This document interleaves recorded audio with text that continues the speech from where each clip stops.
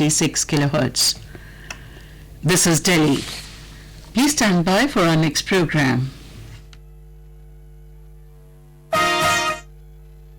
This is All India Radio. You will now hear comments from the press. The Tribune, in its editorial titled Himalayan Danger, writes, environmental alarm bells have rung with studies indicating an increase in the number of glacial lakes within a short span of 1 year in the higher Himalayan region due to the adverse effects of climate change. These glacial lakes have formed in the river basins, with the highest increase of 127 reported in the Sutlej basin, with all its future impact open to assessment in the downstream areas in the shape of floods and the pressure on the storage capacity of the dams. Glacial lakes have also formed in the Chenab, Ravi and Beas river basins, but it is the increase in the Sutlej basin of 16% a year that has caused concern. Crops like apples and apricots have grown, and tourism is a major business proposition. There is a nature-man spirit complex about the surroundings and its inhabitants, with a discernible distinctness, but the Himalayan range has been sensitive to climate change while being crucial for India's weather pattern. Erratic rainfall and rising temperatures have created problems. The 2013 tragedy in Uttarakhand was said to have been caused due to bursting of a lake in front of the Chorabari glacier, and the creation of the huge Pirachu lake in Tibet in 2004 had also caused a major threat. Rivers like the Sutlej and the Brahmaputra have a course running through different countries, and the development will have a connotation for them too. Regular monitoring of the catchment areas can help avert any natural disaster. Coordination between different climate agencies as well as the countries concerned will not be out of place in this regard. The Asian Age, in its editorial titled Not to Huawei, a Balancing Act, says the centre's decision to allow Chinese telecom giant Huawei Technologies to participate in the trial run of telecom services using the 5G spectrum appears to be a balancing act intended to avoid getting trapped into a superpower rivalry between the United States and China. Huawei, a Shenzhen-based private telecom firm founded by a former Chinese military technologist Ren Zhengzhifei, has been in the eye of a storm as Sino-US trade relations worsen. Washington barred US companies from using Huawei equipment in 5G's rollout as it sees a national security threat if the Chinese company's equipment was used in its telecom infrastructure. Given the changing nature of war in this century and the prospects of a rising China, America's stand on Huawei seems plausible. But one can't rule out the possibility of President Donald Trump's administration using its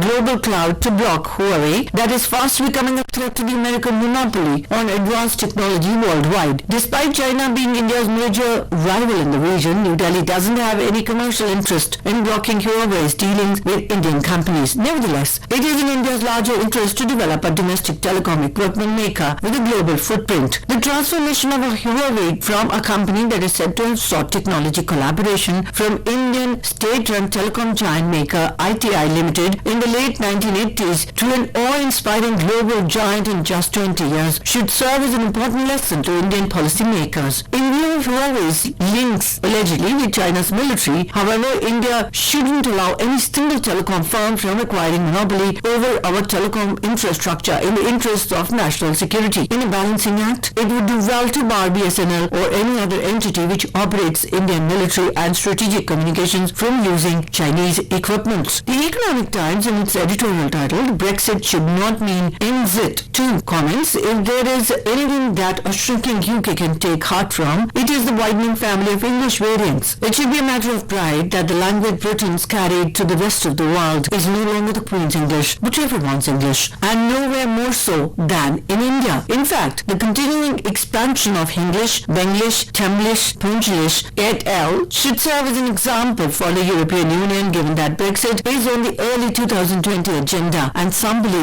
it means Brexit too. English is like the proverbial potato in Indian cooking. It absorbs the distinct flavors of dishes and enhances its own appeal. Eventually, those dishes without potatoes are unthinkable. The EU must banish any thoughts of allowing or forcing English to exit or long in Britain, or risk alienating countless Europeans who have developed a taste for English. India remains an incontrovertible example of how this language is far more tenacious tempestuous than its progenitor. Euro-English or Eurolish is already patois and parcel of communications in Brussels and among continental millennials. The 23 other European official languages stepped aside for English long ago. It is too late to choose one of those now as an alternative lingua franca. Of course, like the